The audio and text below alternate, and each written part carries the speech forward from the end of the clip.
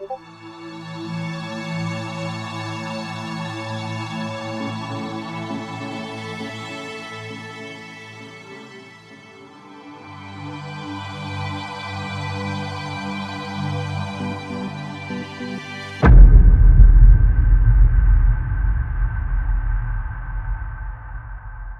and gentlemen, welcome to Season 2 of The Writing Game.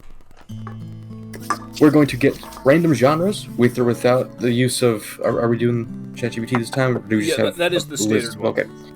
We are going to do a list of random genres, and they're going to be assigned at random to each of our contestants here in the list today.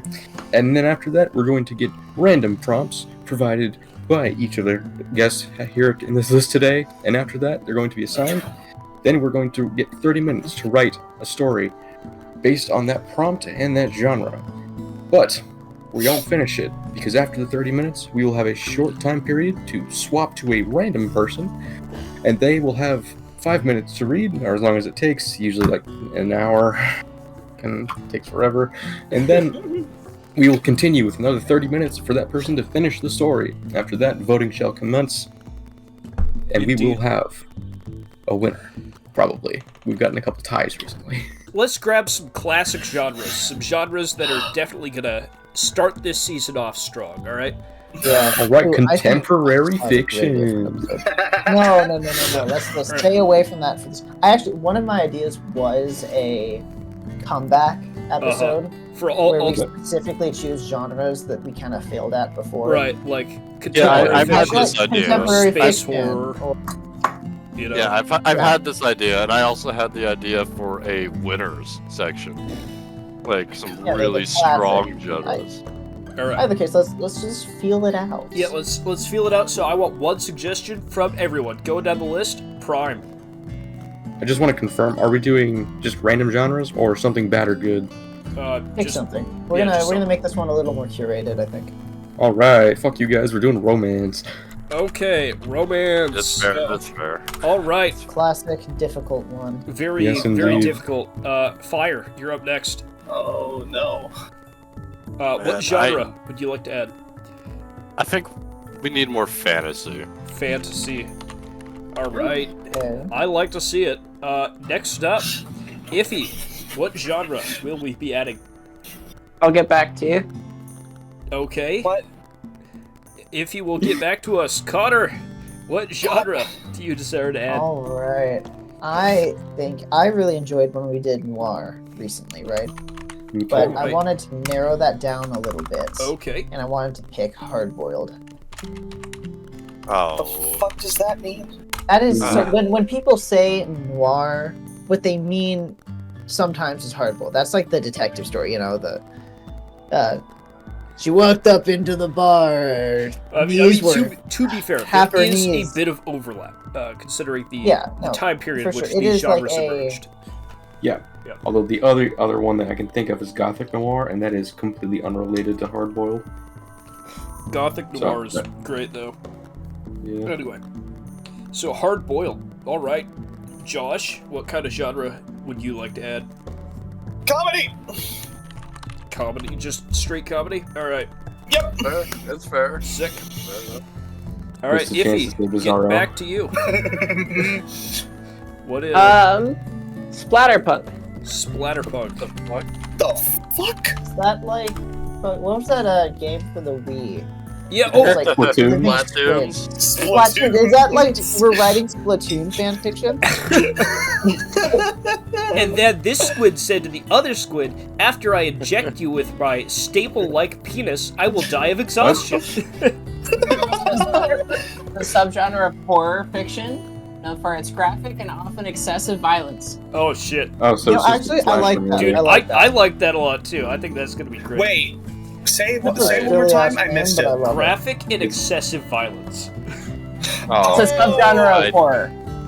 Fuck yeah. So it's just a slasher movie. All right, hold on. I'm gonna. Wait, heck, what's your That's genre? terrifying. What is my genre? I was asking you guys, cause I don't actually have an idea. So let's go ahead and say, science fiction.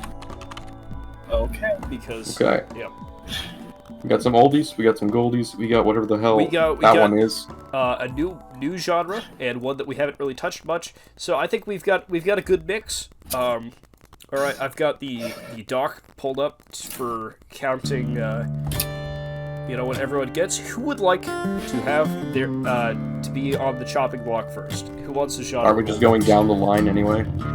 I mean, yeah, but I wanted to give you guys a You choice. should go from the bottom. Invert the line. All right, Yeah, invert Josh, line. you're getting chosen Invert first. the Oh line. God, what the hell is happening here? Oh Okay. no, I have tabbed into it and it is doing weird things. All right, whatever. Josh, the genre that you will get is Splatterpunk. Woo! Oh shit! I need Okay. to be notating all this down. I am as well. Okay. All right. All right. First half is Josh. Second half will be. Oh, I should have had a second list of names for that. All right. Actually, since we're Do doing the first half first. Let's do the first house first. okay. Yeah. Yeah, that's a good point. That's a good point. All right. So, next up is me. The genre I will be beginning is. Oh, thank God. Hard-boiled and not comedy. Yes. I'm so happy. Wait, shit. I can still get this second half. Yup. Okay, I'm better at second half. I mean, we don't know that Oh, yet. oh, The okay. award we serum haven't has seen not the- come we haven't out. seen the We're waiting awards on the yet. award ceremony to come out. That's true. Yes. All right, I Connor, know. the genre. And this episode will come out after the award ceremony. Yeah. That we guys have done, really. So. The irony. Connor, I'm guess waiting. what? You get to begin comedy. Isn't that wondrous? Oh, dear God. I've never written a comedy yet. I'm excited. Really? Yeah, Yep. it's usually It is me. it is one of those things that you don't really think about, but yeah, has Yeah. never happened. So Yeah. let's see you take a crack at it. I am terrified. Let's go.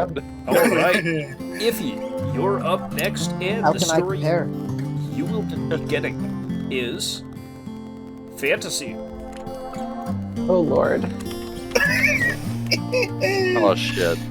It's so general. It's left. Romance and. Romance and science fiction. Wow. That's right. Fire, you're up next. Tell me, which genre do you want to get? Not that it will matter, because I'm recording all of this, so we can all see just how fair this wheel is. Well, last time that I tried to write a science fiction, y'all thought it was comedy. Okay. Or So you're hoping for romance, romance? I guess. All right. I guess. Let's. I don't know. I feel like it's See it. terrible.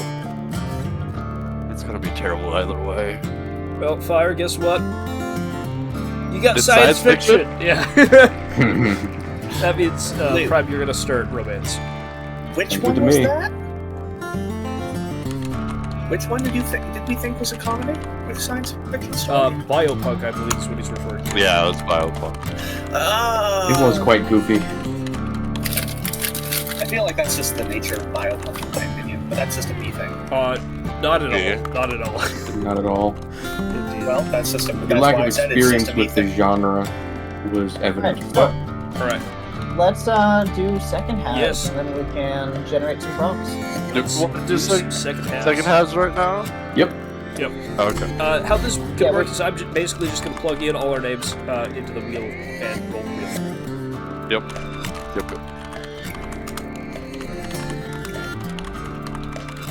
We'll figure out someone who isn't involved in every story and have I'm them gonna be right back. Hold on. appropriate prompts for it. Yes. You- Have them be the prompt master. All right. And Slash they will breeder. read. Oh, did Yeah. Josh get up? I think so. Okay. We can just tell him what happened afterwards. Yeah. Yep. All right. So Josh is Mhm. going to be finishing. He can't finish Splatterpunk. All right. It's gonna be like, all right, Josh is finishing Splatterpunk. Well, let's just put him down the line and put Guess- him directly onto hardboiled then. Actually, all right. No, so just I wheel will it, be I finishing guess. Splatterpunk. All right. finishing hard. That means he can't finish hard boiled because we don't want to do like the double ups like that. Yeah. Iffy, you are going to be finishing hard boiled. God. I had to finish the other detective story too. No, that's That fine. was a mystery, right? Oh, you Doesn't said have to be detective. in I the think- first part of it, you know? I think I've been involved in every single mystery story on the second half. It doesn't have to be a mystery again. Yep. Nicholas, you will be finishing comedy. Yeah, that figures. That figures. Okay. I shudder at the thought of what we will birth together, Fire. It's alright, because Connor, you get to finish fantasy. Oh boy. Indeed. Oh, Alright, now shit. that we've got 2 options left, those are Joshua and Prime. That means Prime has to finish science fiction, and Joshua has to finish romance, which I accidentally put as no. fantasy. This, Alright. we're off to a strong start. Prime, alright. That's crazy. Now we are going to decide the story masters. The person who's going to be reading that story and also generating the prompts for the 2 unfortunates who have to write it. Alright. So, Splatterpunk is going to be written by Josh and me. Who wants to generate the prompts for that? Me. Alright. Prime is the story master. Me and Iffy will be writing Hard Boiled. So, I'm going to put Josh there because he has not been selected yet. Then, Connor and Nicholas, I will be the story master for that. Then, Iffy and Connor. It has to be... Hold up. Have I already fucked this? It's gonna be Nicholas. Nicholas I and can do Prime, this it'll be one. Connor. Outside Yep. Fire. And then Prime and Joshua is Iffy. Alright.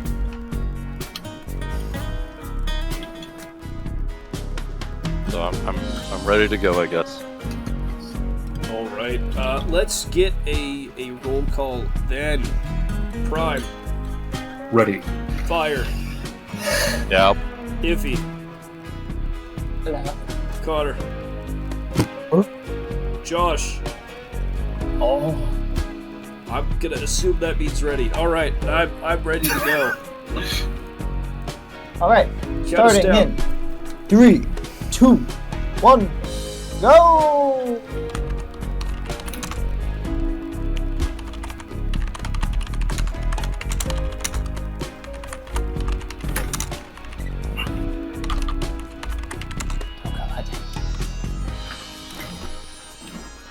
Oh fuck! The joke I hadn't planned is not gonna work because I'm doing the first half. No. Alright, Alright. everyone, finish up. Damn it. And Alright. insert a vertical line. I mean a horizontal line. Vertical? Don't insert a vertical line, damn you. Alright, Alright, you gotta write on this half of the page. Yeah, it's gonna be hard to format. Oh no. That's Okay. right. Everyone, Okay. take a look at who you're giving your stuff to. Sure Josh, it you're is. sending it to me. Shared by I'm sending link. it to Iffy. Connor, you're sending it to Fire. Iffy, you're sending it to Connor. Fire, you're sending it to Prime. Prime, you're sending it to Joshua. Alright. Okay. Josh, Hi. don't fuck me with this. Iffy, I'm sorry. I did a It's thing. okay. I can't did make Connor any dirty. promises. Alright, Josh. Let me see it. Anyone with the link is yeah. Well, actually, no, editor. Alright, Iffy, let me see it. I think I got the settings right, Josh. You shouldn't need anything else. Thank you, Derek. I need a moment before I even read this. Holy shit, I had somewhere that I was going with that, and I wanted to expand on things, but damn it. Here you go. Good luck. Okay. And I got pizza. Josh, you gotta send And me. do it. Thank you. I didn't have time to expand on mine. I'm very upset. One of the things that ever sent me. Yeah, you see what I did there? Everyone's gonna Let hate me it. actually read what you wrote. It'll be fine. That is. This feels So well long. researched. How many words? Wait, which Connor, one look is how much this? I sent you, and then look how Oh, much this is I romance. sent you. Gotcha. Where's Oh, Matthias? He always writes Well, a shit hold up. ton. I didn't even crack 1,000 words this time. All right. Oh, Yeah, not a I thousand hear ya. words. If he sent me less than a page, Okay, I always send less than a page. That's- I don't let's- write very much. 525 words. since Pyrrha's not here That right is now, solidly in my Alright, average. welcome back, Pyrrha. I think we should do word Okay. count because there's already That's what I'm some doing. amused Okay. comments. All right. But yeah, So let's everybody go get find the out word count of the counts story that everyone's you housed. wrote. All right. How do I? Oh, tools. Highlight and then Control Shift C.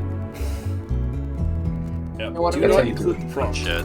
Yeah, highlight your 500? section that you wrote. Oh. Figuring out the word count is what we sent. Yeah, highlight the section you wrote and then Control Shift C, and we'll give I you word had- count. Okay, I didn't send that. Let's go down the line, starting at the bottom. Josh, how much did you write? 532 words. Okay, Matthias, 923. a lot. Connor, 586. okay, Iffy, 571. Pyrrha. 372. Yes, 495. I'm not in dead last this time. We I have- think you that's still- a good The enough. median Yeah, appears to be about 500, which is pretty You good. still have what were you only a saying? page. What was your number? Still, 5, 4, unless I double space it. Fine. 400 something. Say that again. Oh, Mine don't. was 400 something. Prime. 495. No, Prime, please don't. I liked it the way it was. But Josh, Josh, this is Josh, AQA what the- standard. Josh, what the fuck is this? What the fuck is this, Josh? Why is this? Can I have Okay. editing access, Connor? Like, please? Maybe. I'll consider it. Josh, why? Quickly. Josh, I didn't have enough time to Josh, expand. why? I wanted more. Believe me, why? I wanted more. No, Josh, the names, Josh. Oh, the names. Oh yeah, Wait, I had fun what with that. Where did the story go? This is retaliation for your name some of the times. Let me revert. Go the back. version really quickly. Go back, dude. You Well- deleted shit, I think. Hey, fire. I understand. Whoa, that Control was Z. loud. There we go. I wanted to get my point across. All right, Let's I'm going see. to read. Okay, I'm gonna read. I'm gonna deafen. Return when thou art finished. Ah! Ah! What the fuck is this, Josh? Josh, you motherfucker. Are you ready? Oh, I'm ready. Right. I'm so Rumble. ready. Let's go. All Run. right. Hit us off. Okay. Yes. Ladies and gentlemen, the first story of season 2, we have Splatterpunk. The prompt. Trapped in a rotting amusement park, where the rides run on blood, a group of thrill-seeking teens must survive the night as sadistic carnies hunt them for sport.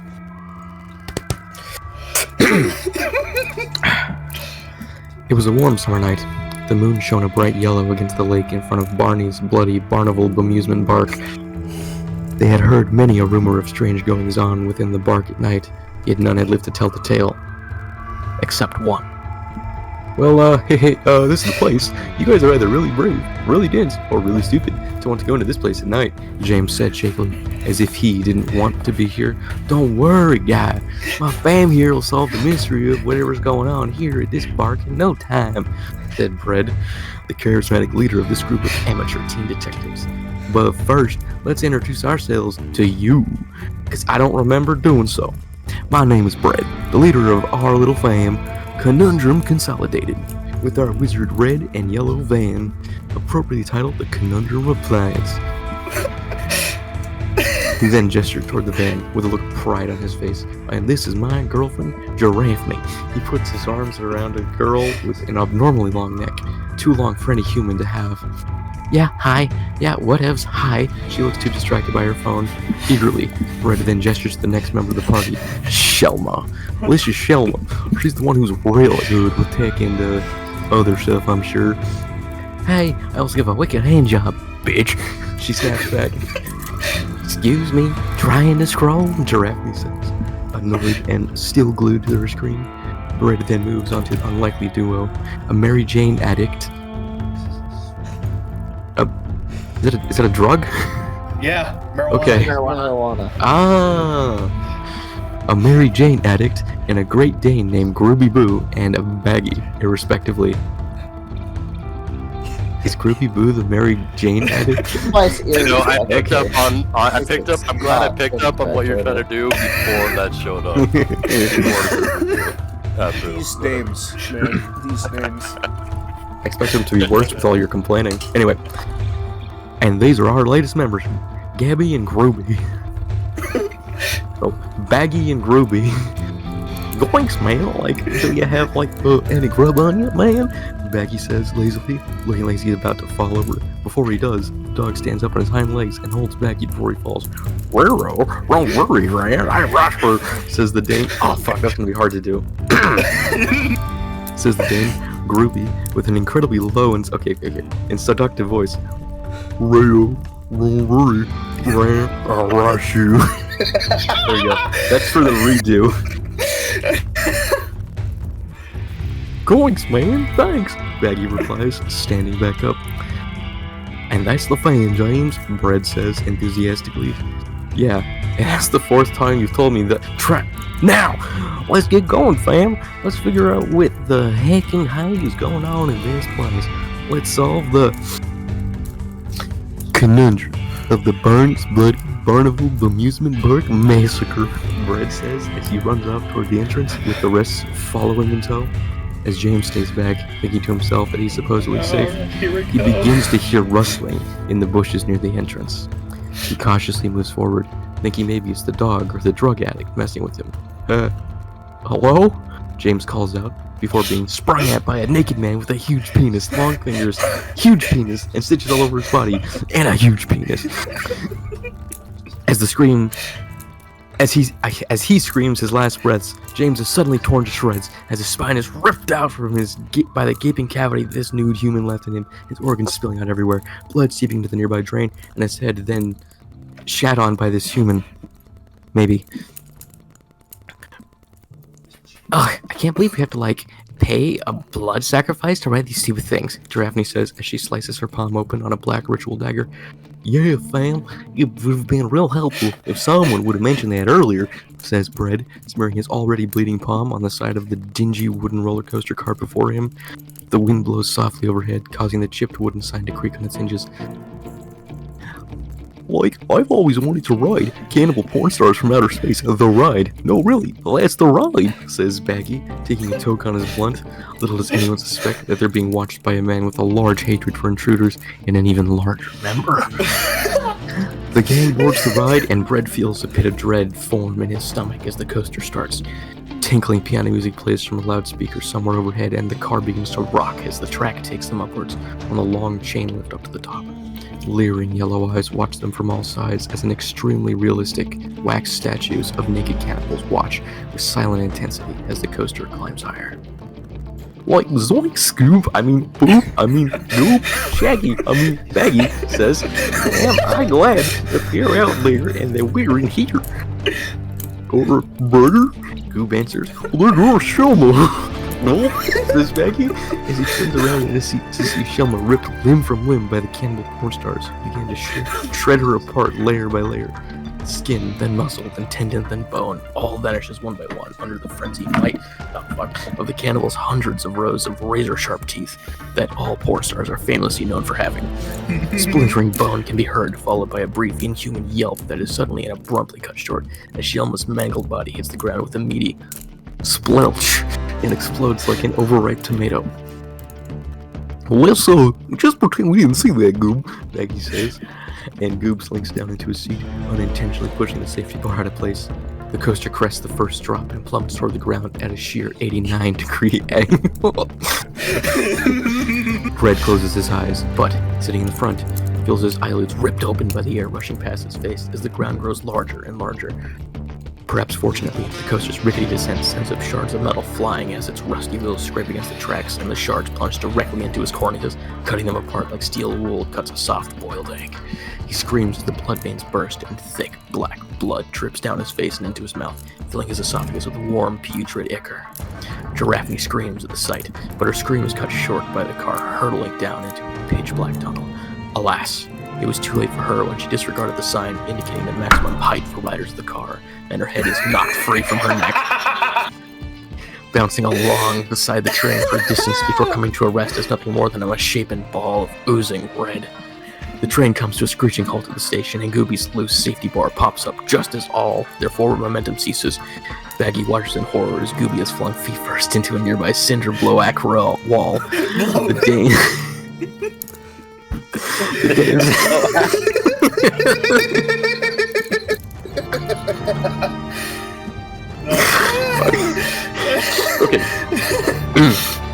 The Dane's knees all bend at different angles as he howls in pain, the bones sticking out white and jagged under Carnival's sickly yellow lights.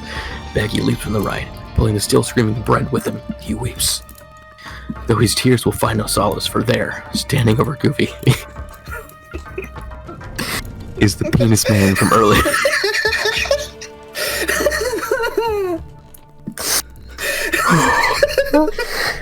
The penis man proceeds to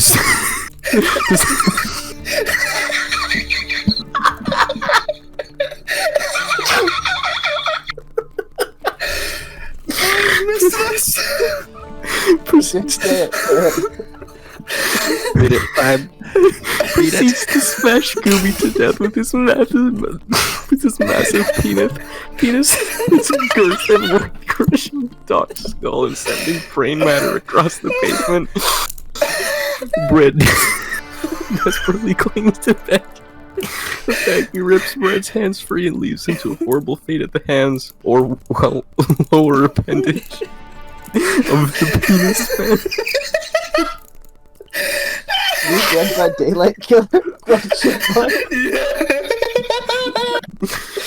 I'm fucking crying, man. It's hard to see the screen anymore. You must persevere, Brian. Persevere. You can make it. Die earlier, like right there. Okay, hold on. Okay. Baggy stumbles away, half blinded by the tears in his eyes and the marijuana he still had coursing through his veins. He literally stumbles over stacks of severed heads and torsos with massive oblong holes and where no body should have a hole. It isn't long before the penis man finds him again. There's nowhere to hide. Baggy is backed up against the wall. There's no escape.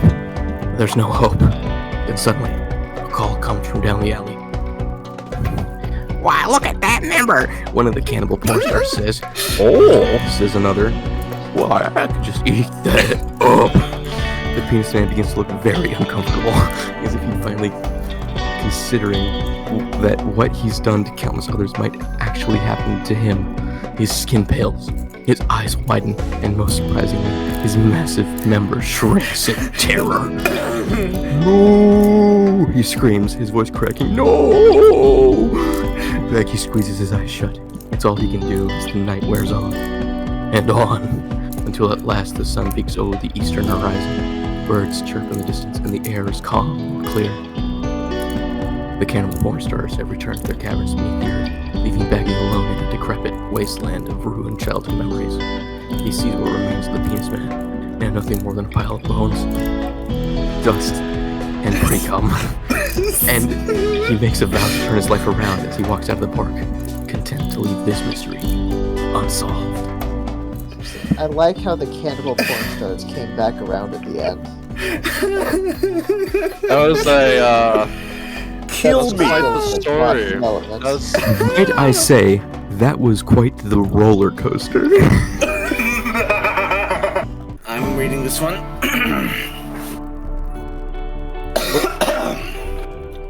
I'm glad Josh was reading this one, actually. Alright. Is everyone ready? Yep. Yes. Let me take a drink real quickly. Alright. The prompt. When a jazz singer turns up strangled in a seedy motel, a jaded detective must navigate a web of crooked cops, mob debts, and a photograph someone's willing to kill for. Melody Purefeather was a pretty little songbird that used to sing in the Tall Oak Lounge in the southwestern side of the Birch Grove, just outside the little town of Bucketsburg, Indiana. Maybe. Anyway.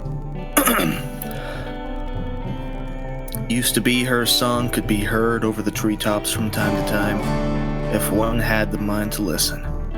Sounded fine enough to me. But I suppose somebody didn't quite like the melodies she was singing to the feds, or maybe she just ruffled the wrong feathers. In any case, the solemn task of investigating her murder fell on me. Gerald Blacktalon, detective of the Bucketville Bird Crimes Division. I suppose I was chosen for this case because a crow always knows he sees one. And that's really clever. I like that. And while that may be an unfair stereotype, I'm no stranger to hit and runs, murder, suicides, or ligature strangulation.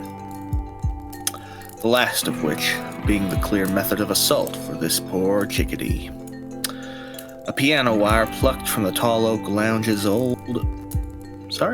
A piano wire plucked from the Tall Oak Lounge's old and battered chestnut piano turned out to be the weapon, discarded on the forest floor in the intruder's hasty flight to escape the establishment. Indeed, the crime itself appeared to be a botched job, given the large amount of upturned furniture and the small brown and white feathers found clutched in the victim's stiff claws, which likely belonged to the attacker. Melody herself also bore a large amount of defensive injuries across the wings and legs, which meant that she didn't go down without a fight. Physical evidence suggested the assailant to be a smaller bird, likely male and of a juvenile age, with brown and white plumage and more than a few scars to show for his work. The gender was still up in the air, though I felt confident that this was in fact undertaken by a male, given the violent nature of the crime. Notable, too, was the absence of several of Melody's belongings, including several pages ripped straight from her photo album. Thankfully, the album appeared to be in a rough chronological order, which led me to believe that the assailant was involved in some way with the victim at a time approximately 2 years prior. This collection of evidence led me to Ronnie Barkfellow, a rather mean-spirited woodfinch with a foul demeanor and several prior cases of disorderly conduct. Seedy character that he was, he immediately caught my attention due to the fact that he had dated Melody for a period of no less than 4 months, approximately 2 years before her murder, and his plumage was a dead ringer for the feathers clutched in Melody's talons.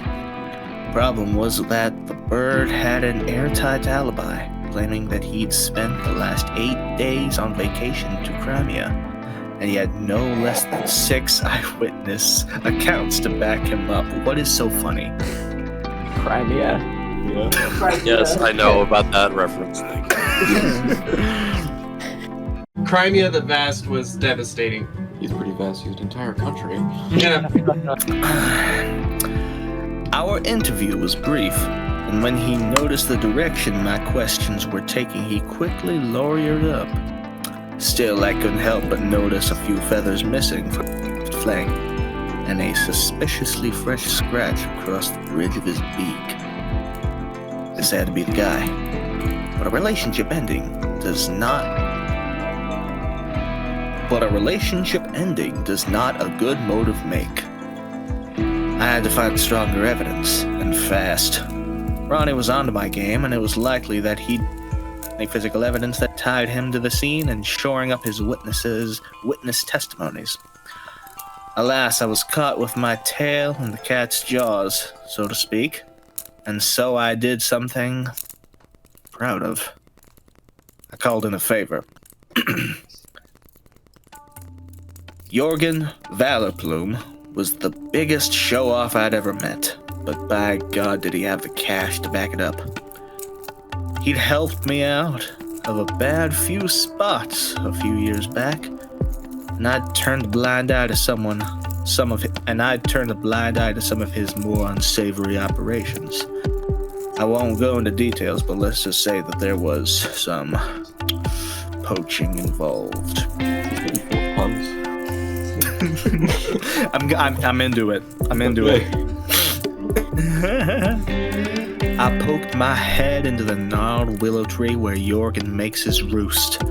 Bastard was strutting left and right, showing off his colorful tail to no less than 3 scantily dressed peahens. I averted my eyes while Jorgen yapped a quick order to the hens who disappeared farther into the tree. Peacocks, I muttered under my breath, before approaching the massive mobster. He rustled his tail before fanning it back in and tucking it neatly behind his back. So what brings the gallant detective to my humble abode?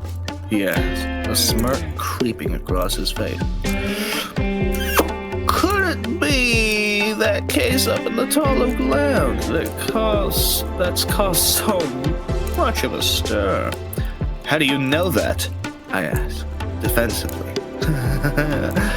I know things, the peacock said proudly, preening the plumage on his chest. It's my job, else you wouldn't come to me, he warbled loudly. And, he added, you still owes me from last time. Put it on my tab, I growled. Just find me an opportunity to have a little private meeting with a little woodfinch by the name of Ronnie. That's what I liked about Uzio. Straight to the chase as always. Jorgen ushered me out of the door with a friendly pat on the back. Now, you'll remember our deal and keep your boys away from the Western Flats next Tuesday, else they want to be wrapped up with a Medal of Honor. Still, as I flew back to my nest that night, I couldn't help but feel a sense of unease deep within my stomach. Something was missing from the case, and it was right at the tip of my beak. It rained hard that night, my tree swaying in the wind as the thunderbird soared across the sky in violent cracks of light. I woke up, feathers ruffled from a hard night of churning in my roost. Thought some morning siege would take the edge off, so I headed over to Bonnie's. As I took my seat, Bonnie gave me a look up and down. You look like shit! Another tough case? I nodded as she laid out a wingful of unsalted peanuts, followed by sunflower seeds, my regular. Wonderful. I can always tell. Don't be going and doing nothing stupid, Blacktail. You're one of my best customers, and I will have you like shit and die.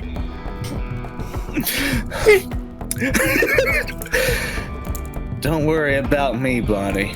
You know I've been in this business long enough.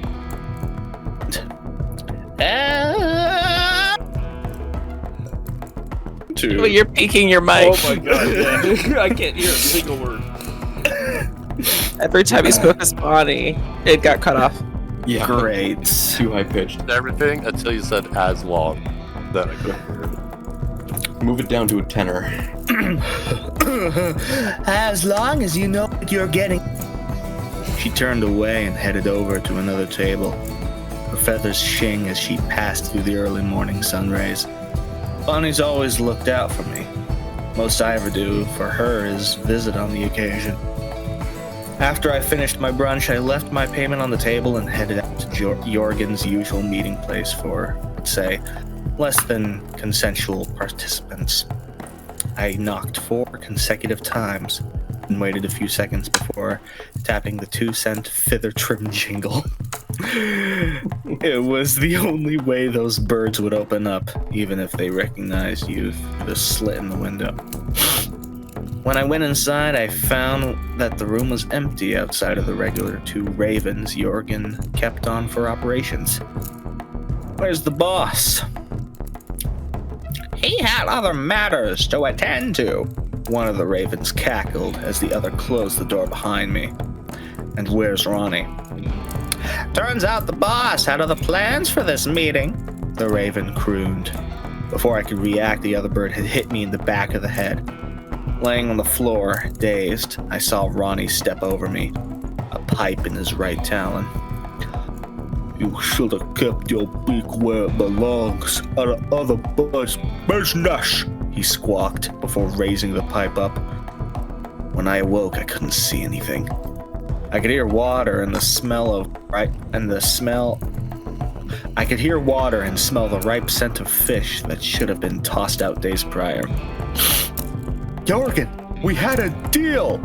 I croaked out in the loudest voice I could muster. What can I say? Deal's off. Fact of the matter is, you've been replaced. Plain as that. It ain't personal, it's just business. See, you went and poked into something you shouldn't have, Black Talon. I liked yous. I really did. But ain't no one gonna find those pictures. We both knew this was coming, Gerald. Now don't make it any harder than it's gotta be. Boys, ice him! Wait! My voice was muffled out by the crashing of water against my chest and the water filling my lungs. I always knew it was going to end. But not here. Not like this. Damn. I like that. That was really good. That was brilliant. The stylistic choice to, I mean, the using bird birds. puns were like the icing on the cake. I now understand what Iffy was saying about, wait, is this like all metaphors? Wait, Yeah. is it metaphors? Yeah, I thought, like, it's such a good fake out, the first couple sentences. It's like, no, And you the pure realize feather they're was actually a pretty little birds. songbird. It's No, like, yeah. the first, you realize, like, okay, I'm like, that's funny with all the bird pens, because she's Melody Purefeather, and she sings. See? I'm like, that's funny. But And the then birds. I'm like, I suppose I was chosen for his case, because a crow always knows a good murder when he sees one. That Fuck was yeah. just a really good That is fucking a line. crazy There's- line right there. So many good lines in this. and Yeah. this- the world building of this whole fucking thing looks so Yeah, professional. I, Fuck, Yeah, that I was good, love man. that shit. The creativity of this is on par with Fantasy Foot Fist. No, I think. I completely agree. Yeah. This, I would argue and that both of might these. I add, completely unprompted. Correct. Yeah. Oh my god. I would argue that I could see both of these becoming like Like actual classic. things. Well, no, classic 2D DreamWorks movies. Yeah, I can see that. Maybe not DreamWorks. I think this one deserves something a bit more R-rated. But Yeah. yeah. Did your inspiration come from CD Motel? Yeah, no, so it's called Hard Boiled, and I saw CD Motel, and I thought, hey, there's something really funny I could do with this. I do really like he made a poached eggs joke too. Fucking genius. That was good. All right. Let's go to the next one. Alright. This is gonna be so hard to top. I don't even think that's gonna be possible. Who just spoke? Fun. This Don't will worry be about a it. palate cleanser. That's my real Josh. Don't worry about it. I'm so I'm curious sorry, about Connor. this. Here we go. All right. Comedy let's read by begin. Matthias. Matthias. Oh, reading this fuck, one. I have to read it? Fuck, alright. After being cursed to speak only in rhymes, a grumpy hitman must complete his final job at a children's poetry slam. Oh boy.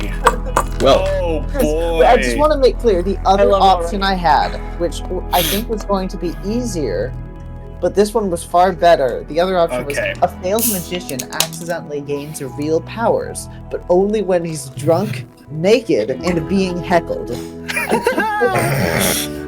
So, yeah, I got two. I'm really Connor. curious to see where Nicholas went with this. Okay. Yeah. I know Okay. the other one would be easier, but listen, this was just this funny. one's stupid. All right, let's get going. I tried, Connor. I really tried. God damn it! These fucking kids are gonna be the end of me yet, I betcha. Wilfred grumbled to himself, quickening his pace through the flagstone pathway that led to the community garden. He'd always hated places like this, so cheery in their demeanor. When he was down, the whole world should follow, he argued. He figured, and Wilfred was always down. Something about the business he had long taken as his own, what could have been a happy marriage into an unhappy divorce, and subsequent restraining order. Funny enough, the fact that he was a contract hitman, wasn't it? Mary was fine with that. But if the targets are exclusively children, all of a sudden she freaks out. Some nonsense about innocent lives being cut short. Not that it didn't matter in the end anyways. Heat, death, the universe and all. Wilfred was too lost in his own mire of self-pity, so deep as to not see the small figure that gingerly crossed his path until it was already underfoot. Eh? He exclaimed, lifting his muck-laundered work boots, hoping it was a stray walnut, not a puppy surprise stuck to the sole. Much to his surprise, it was neither. A small figure with porcelain skin and butterfly wings, clearly bruised and yet still very alive. Fuming at that, with a quick shimmy, she unstuck herself from the footwear and took flight in front of the older man's nose. Oh. You better watch where you're looking next time, she screamed, almost too high-pitched to hear. To Wilfred, this was the funniest thing he'd seen all year. He chortled to himself and brushed her aside.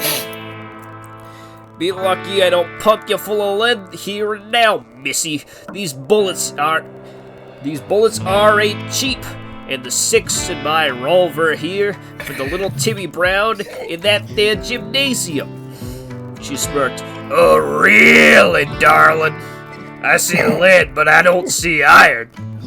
He was confused by this remark, but continued on his way. This was the last hit of his long career of child killing, and by golly, no uptight little fairy princess was gonna stop him now. Passing the garden, a chaperone came into sight. Play it cool, he said to himself. I need to blend into this school. Wilfred briefly reflected that he just rhymed. Funny how that works, huh? Hey man, how's it going? Spoke the chaperone, a handsome 40-something that looked like his wife would probably graduate high school the next year. Hey man, what's the plan? He spoke back, again rhyming. Sorry? The man spoke, unsure of what he meant or what this disheveled, probably homeless man was doing within 500 feet of a school zone. Hey man, don't worry, I'll be through in a hurry, he retorted. The older man was suspicious, and Wilfred was confused. Flustered, he needed it out. Well, I gotta go. See you on the down low. Keep that status quo, and go with the flow. This was a disaster. He couldn't even think without rhyming. Oh, what the fuck? My words rhyme amok, he thought to himself, cowling in a nearby shrub. It must have been that young Faye. Yes, she led me astray. But this hit I must complete for retirement so sweet. One last child must die, and an angel to the sky. Armed with Newfoundland resolved, he approached the chaperone once more. Pulling his pistol, he spoke, Now listen up, bub. Don't mess with the snub. Yeah, I got a Glock, and that door you'll unlock. The older man ran away in panic, droplets of piss splashing to the ground behind where he went. That was easy. This job will be breezy. I'll kill that Faye for ruining my day.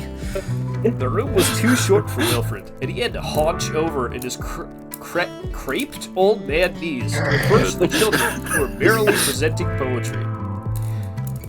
The sun always shines wherever my teacher dines, said a young, cheery lad with blonde hair who was nervous. Surrounding him were other children and a woman with a shotgun. What? It just had be you, Mary. I thought this line of work made you wary. And I thought you knew what a restraining order meant. But then again, you always struggled to read, Mary replied. A girl skipped over to Wilfred and spoke up. You kinda fat, you know. As she licked a lollipop, splattering germ-ripped seas juices all over Wilfred's expensive as fuck new tux. Well, I ain't here for you, but you know what I must do, Wilfred said as he leveled his revolver to kill the involver. Mary sighed. As long as you don't get in the way of my job, I guess you can finish yours. Hey, Johnny, I didn't tell you to stop your poetry. I still gotta grade you on it. Teacher, no! Wilfred didn't want the kids to scurry, so he started shooting them in a hurry. Now only Johnny, Mary, and him remained. His word again proved his only bane. Why couldn't Johnny finish? He had to be Swedish. Oh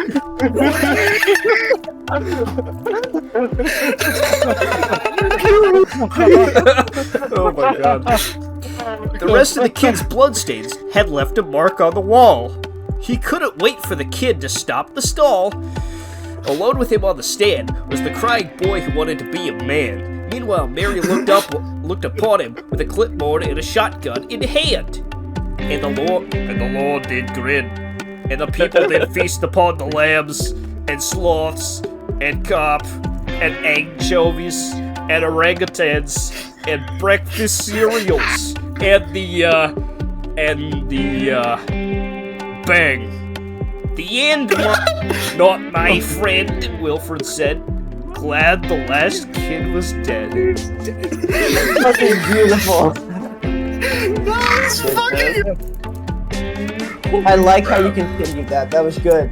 That was good. really fucking good. Oh my god, Connor, Pyrrha. Oh my god. Oh my shit. Okay, see, when I read Josh's thing, I didn't think there was going to be a school shooting, so... I stand corrected. Maybe I didn't write something that bad. That is in, as It in, didn't like, have to terrible. be the entire school. It's something that makes you an entire horrible person. It's just horrible. Oh my god. Pyrrha, you deranged genius. Oh, it's wonderful. I do like how you started having the narration crime too there. The curse was getting worse. Yeah, the No, curse was Prime, no! The curse was affecting the writer. Forevermore. Oh no. Crime's infected, he must be ejected. It's not you too! Before it gets too bad, let's move on to fantasy. Right, Read by Pyrrha. let's see here. Reading fantasy Yes. is Nicholas. Yeah. Oh man. Oh, Alright, let's make sure I'm still recording. Oh, good. I just gotta. It's going. Damn it! I need to compose myself. How long is it now? I have no idea. All right. We'll check later. You should be able to. You can check in the bottom right. It'll show Everyone you. ready? 2 hours and 40 minutes. Let's go. Let's go. Right. All right. The prompt. A young blacksmith discovers their hammer is a legendary artifact that can reshape fate, and kingdoms will rise or fall by how they wield it. Heads up, Iffy. I kind of fell short about on the prompts, but I was running out of time. Fair enough. I did kind of shove that upon you. Like the entire plot, yes. I did the My setting. grandfather Fine, was it's a fine. blacksmith, and his father before him, and his before him, and so on. This tradition has flowed in the veins of my house for more than a century, and I intend to keep it alive. My absentee father left to be an adventurer when I was an infant, leaving my mother and grandfather alone to raise me. My parents were no youngsters when he left either. They had me in their early 40s. I've long wasted time wondering why he left, why he didn't love us. While my mother tended to the house, my grandfather Felipe kept working in the smithy producing fine wares for our town and the occasional blade for the guard. He is strong and stubborn man with the will of a burning forge and the precision of the sharpest knife's edge. Despite this, I knew he could not continue to provide for our family. To provide for the family alone, and became his apprentice when I was only 7 years old. Today marks my 23rd birthday and my second week of officially owning the smithy. My grandfather was hesitant to hand over the tongs, but I will never forget what he told me. With a tear in his eye, he said, "Make me proud, son. You're doing a great job, and I'm very proud of you. This work has become my life, and I'm thankful to have it. I am proud of my lineage, and I intend to show them they may be proud of me as well. A package arrived at my front door today. As the courier passed me the hefty wooden box, she informed me it was from Jim, my father. After the courier had departed, I nearly threw the box in anger. What right did Jim have to send me anything? He has done nothing for this house, disappearing for nearly 2 decades to chase some fantasy dream. How dare he send this package, and how dare he not deliver it himself? I decided to place the box in the corner of the room and vent my anger through the swings of my hammer. Some asshole ordered 300 couch on me the next day. I had to dilly-dally, worrying about some heavy trade sent to me at the whim of someone who's no more than the ghost of described memory in my mind. By nightfall, I had finished the order. Tired from a day of repetitive work, I checked my order board to see that I had neglected various maintenance jobs to complete this. Although the drunken man paid well, so I couldn't complain too much. It would be a long day tomorrow. After closing the smithy for the night, I entered my home to eat the lovely dinner my mother had prepared. Despite her age, she still takes care of us, my grandpa and me. By the time it was time to rest, I found myself unable to sleep, thinking of what Jim could have possibly sent me. A letter wrapped around a rock, perhaps? The box was too heavy to be anything sensible. I decided to head back downstairs to see what was inside. I could not sleep without knowing. I brought the box out to the smithy to avoid disturbing my family. When I pried open the top, I was first greeted by a letter set atop what appeared to be sawdust. It read,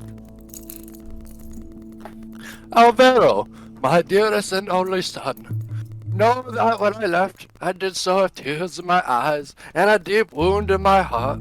Every step away from you has been the same as treading glass or hot coals without footwear. You have always been my deepest treasure, my most precious gem. Then why not stay, you may ask yourself. Ask me, really. I could not stay.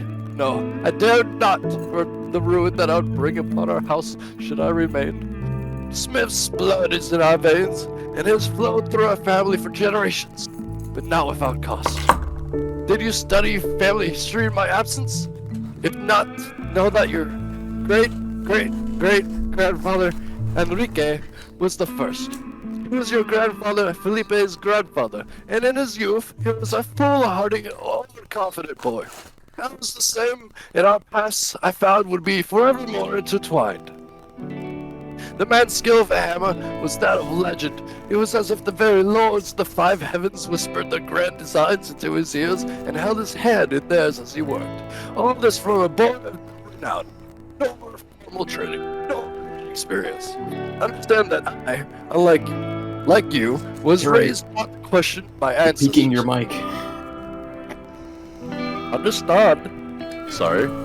No. Understand that I, like you, was raised not to question my ancestors, and so I did not question from what his skill had blossomed, nor what deadly fruit it may one day bear. Can you guys hear all that? Much better. On the day that Enrique died, and shortly before his passing, he held my small and young hand in his, and with great effort spoke the following to me. I was a fool, Jimmy. I thought that my greatest works would be of iron and steel and mithril. And yet, here you stand, my finest masterpiece, my magnum opus, the fruit these hands could ever shape. After saying so, he was seized with another great fit of coughs indicative of his pneumonia, and took a panicked countenance. Oh, my treasure, my great bounty, my masterpiece! I realized all too soon what they meant. Look into my eyes, boy, and listen. We are alone, and I trust you alone with the secret. My skill is not of this world. I made a deal with the lords below, and in my ephemeral youth believed it to be worth the cost. He then described the pact he had undertaken so many years ago, in brief detail, between wheezing and coughing like a flickering candle blown by fickle winds. Once Enrique was done, he described to me the deal. A life of blessed skill, and the knowledge that my greatest masterpiece would be taken as payment and melted down into a crude smith's hammer, a tool that faces only abuse and the blaze of an unforgiving furnace. It seemed far too good to be true, my child. He entered another fit afterward, and would not draw another breath in his life. I was overtaken by sorrow, by a deep well of melancholy that seemed never to end. I forgot what he had tried to tell me so many years ago. When the devils first came for me, you were only a newborn. I managed to fight them off then, but knew that I would one day fall. I could not bear putting you all in danger, and so I struck out, seeking to free myself from this devil's curse. But there is no escaping it, and even as I pen this letter to you, I hear the stomping of their feet as they come for me. I arranged to have the house searched afterward, and this letter delivered to you with anything found with it. Should there be Smith's hammer, use it well. I stood for a moment, parting the dust to reveal a few sketches of my face as a child, other baubles, and a hammer.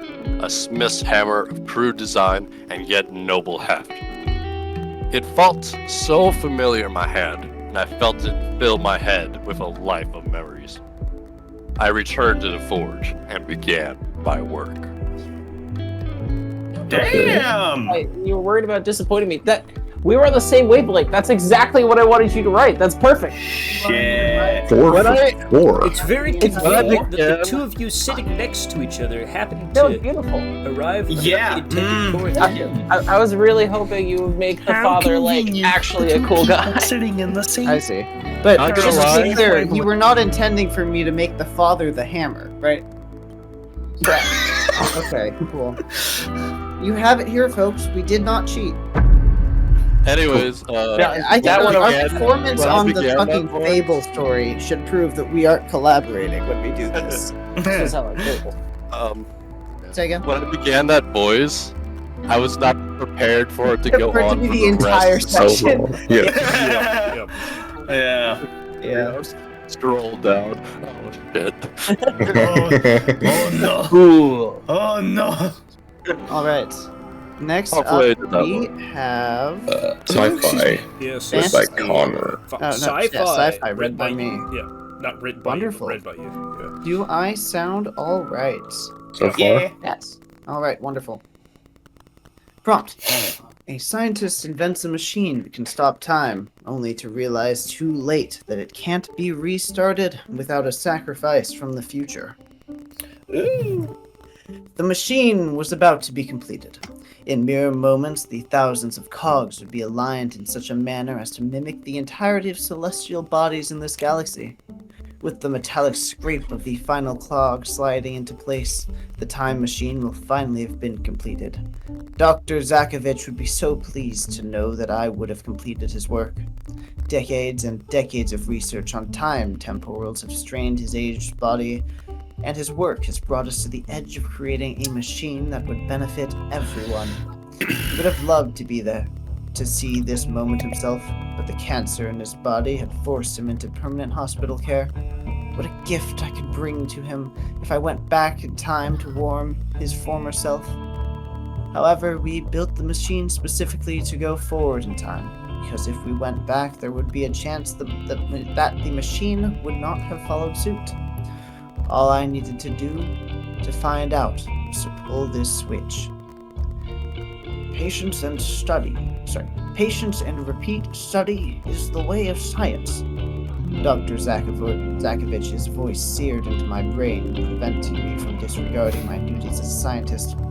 With a sigh, I logged all the information on energy quantities, celestial body positions, and the current date and time of 2127. The machine's cameras were all set as well. They would provide proof of the historical journey.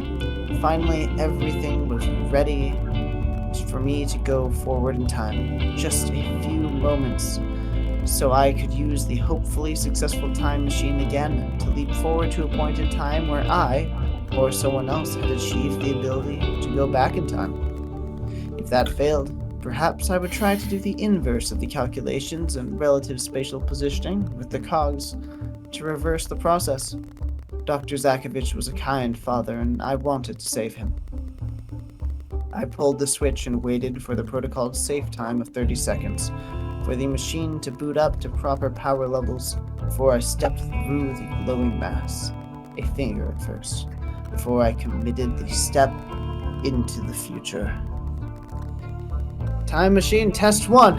An hour into the future of bus, I said to the camera before I threw the switch and stepped into the machine. The gears screeched and the engine moaned as it turned over for the first time. The dials read good. All the reading came back green, and I closed my eyes as I felt a sharp chill run down my spine as the machine shunted me forward in time. It was quiet when I opened my eyes, and I felt the energy that had been forced through me crackle in my teeth. Nothing looked different. I was still in my lab, of course. It was a time machine, not a teleporter. That would be ridiculous. I thought to myself as I walked over to the camera that I had set to record my attempt. The camera would reveal my success or failure. I held my breath as I picked it up and looked at the time stamp on the screen. I could barely believe it, but it had worked. My time machine had sent me forward just as I had instructed. The elation I felt was the most I'd ever known. I've done it, Doctor! I've done it! I shouted. The next few weeks held many exciting discoveries, including that of reversing the flow of time so that I could return to the past. During my tests, I never dared travel further than an hour in either direction for fear of the machine ceasing to exist. Or, just as troubling, appear in an era without the means to power its return trip. At least not until I could devise a power source capable of being transported with the machine. I told all this to my mentor when I visited him in the hospital. He looked proud when I showed him the recordings of my successful trips. What I didn't tell him was that I had recently discovered a method of generating energy that would be sufficient to power my time machine anywhere I decided to take it. 2 months after that particular visit to see Dr. Zakovich, I had come across a breakthrough with the time generator, as I had decided to call it. Partially because I found the name amusing, and, of course, that is what it was, and I was finally ready to test it. Time generator power test 1 commencing. Note, it's about time someone figures out how the pyramids were actually built. I spoke to the camera, in my hands jokingly. I figured I would bring it with me this time, as I planned to actually walk around on this excursion to bring back the best proof possible. I stepped into the machine and flipped the switch. The machine whirred to life as I'd come to expect it to, with the now familiar sound of the screeching gear and the cold chill down my spine. I closed my eyes and relished the feel of the push. When I opened my eyes, I didn't recognize where I was. Not really. It looked sort of like my lab.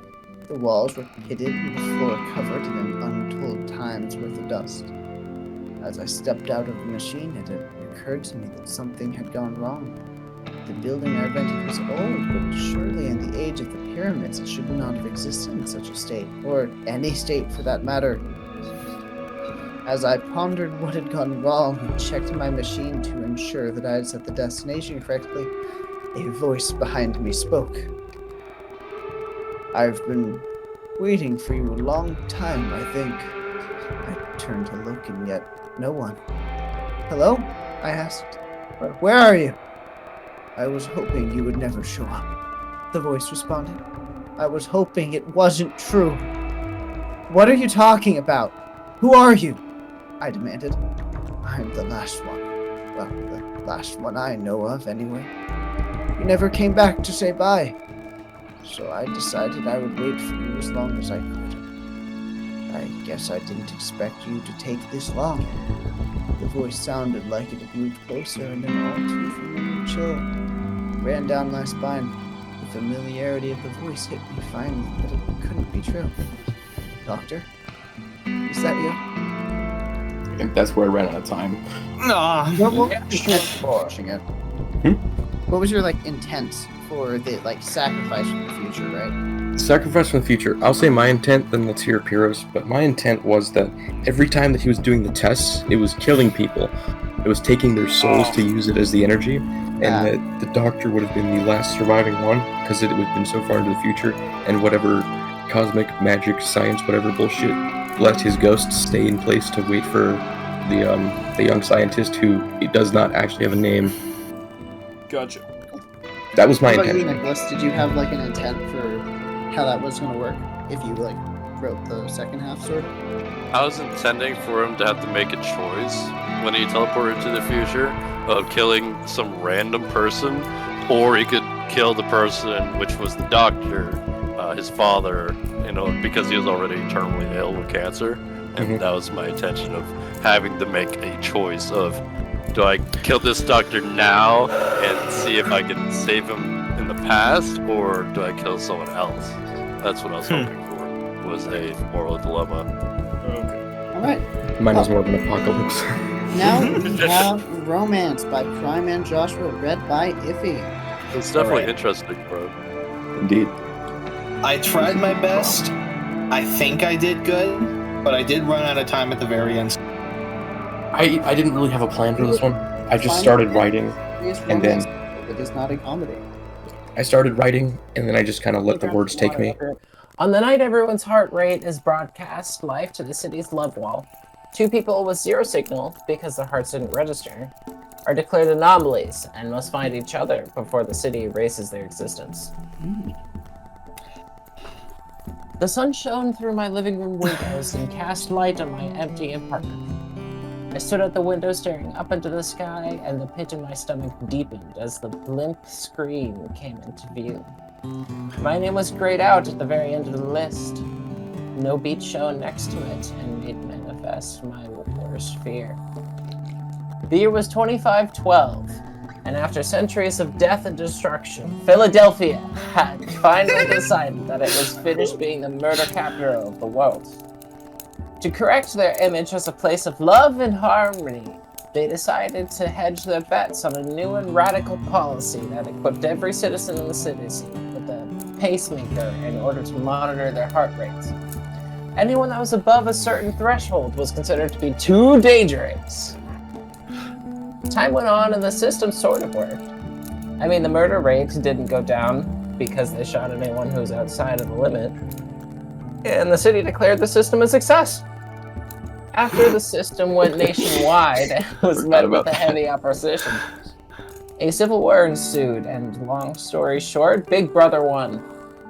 After the war, a new limit was imposed on the pacemakers that required a minimum limit to be considered an active and productive citizen. After this brings us to now, this morning. All this brings us to now. This morning, me in my apartment, sweating in fear over what I was seeing in the sky. My heart rate was too low. This was a disaster, and as my knees were about to collapse under me, I saw the screen change on the blimp. There were more names of unlucky bastards with nothing to live for. As I read through the names, I noticed one that was familiar to me, Mary Campbell. She was a classmate I knew from high school, chemistry class. That brought up some memories. I've had a thing for her for years, but never acted on it. Oh well, that's what happens, I thought to myself as I sighed out loud, knowing I could never escape the country before the deadline at midnight. Then I felt it. A small flutter at first, then once more. This startled me and my mind raced with possibilities. All I need to do is get my heart beating more. Maybe I can find her, then maybe I can confess and get my heart rate live! Then maybe, just maybe, if she by any chance feels the same way, we could both be saved. I can get laid. What do I have to lose after all this? This is do or die. You know what they say, love conquers all. Filled with determination, I grabbed my keys and sprinted out of the room for my car. I had to find her before it's too late.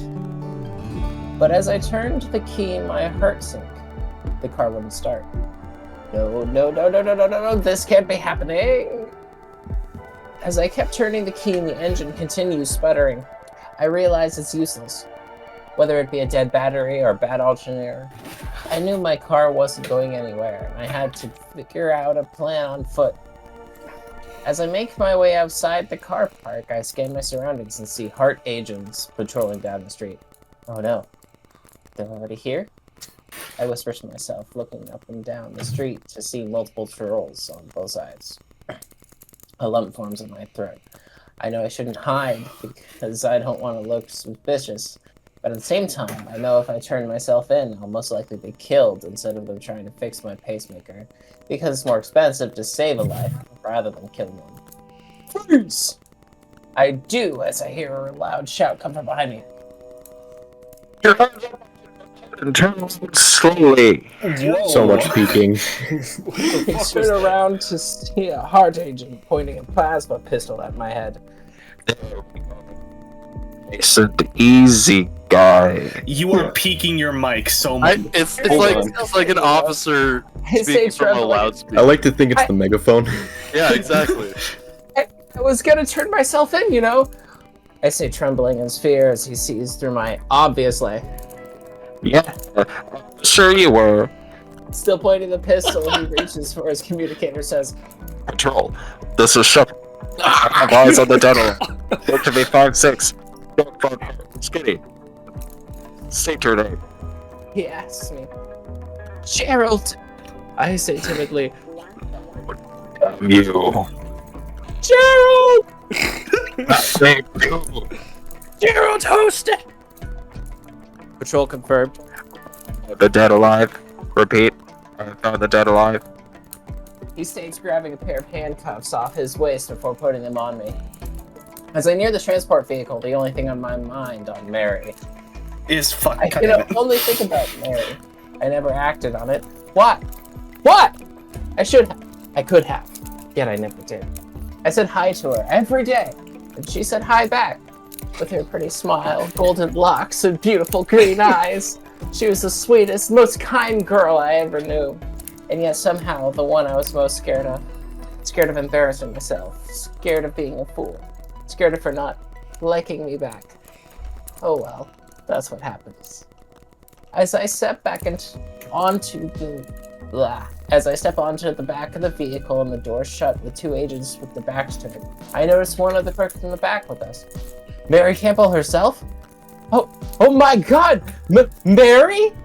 I gasp, unable to believe my eyes. Is it really you? Gerald, she replies. God damn it! How long has it been? Oh, well, too long in my opinion. I know we said hi yesterday, but it's been forever. That's fair! Although I did hope we reunited on better circumstances. Agreed. Do you know where we're going? Not a clue. And frankly, I'm pretty friend. She says, glancing back at the front of the cabin to the back door. I know since I didn't have a better chance to tell you this, I really like you. I wish it was under circumstances. I wish it was better circumstances. But oh well, better late than never. I say before I hear a bang, and everything goes dark. Rip.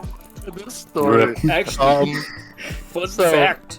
The brain can continue functioning for up to 4 minutes after death and process all the information it hears. So he could also have heard her getting shot and then hear, oh, well, they're dead. Time to toss them in the gutter.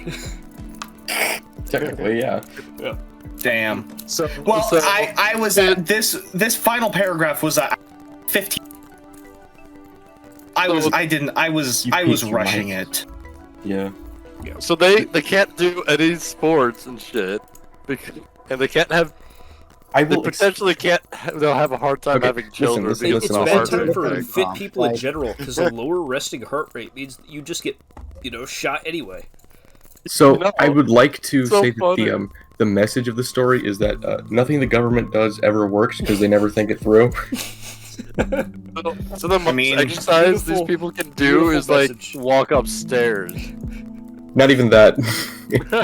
Josh, I will point They out. can't do any other exercise. I would also like to point out that technically the fear they feel of being about to be executed does not count as their heart rate being quote unquote high enough to be productive. So, Okay. Fuck them. I know, it's so funny. I've got 2 notes. That was intentional on my point to not make sense for the pacemaker, I but think it's like the pacemakers are actually trying to measure like the love factor. Like these guys just didn't love each other enough to No. actually count as being.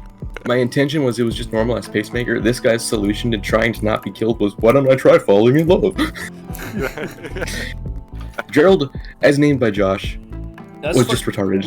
We've had 2 Geralds. I was gonna say yeah. Were they both Yeah. written by Josh? No. No. Nope. Huh. New default name acquired. All right, The second thing onto is the voting. Josh. Alrighty, And- I see. shall we go through the better halves? Unless Yes, anyone else has I've got the points comments? ready to go. We're just waiting for the better halves. This Yep. could go one of 4 ways, depending on how these better halves go. That's what you love to see, I man. think that's a good fig. That's Even what if you it love to makes see. even if it makes stat writing for the end a pain. Horribly difficult. Yeah, no, that's wonderful. Okay. So, final call. Anybody have last minute thoughts they want to express of any of the stories? Comedy had a school shooting. Had such close runnings. it did.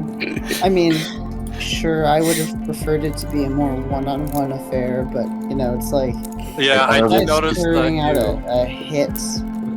An honorable duel would have been better. Like It was an a- honorable. it- I was imagining It something was a about him one-on-one on having many to halves. do like fucking slam poetry with the kid up on the You know- stage with them, I thought like, about rhyming and shit. But honestly, you know, I that was just my thought vision. of And I doing felt something it was like that. executed well anyways. and having him not know a rhyme for die, but you had in your part, you know, something with that. It was sky, and I was like, God damn it.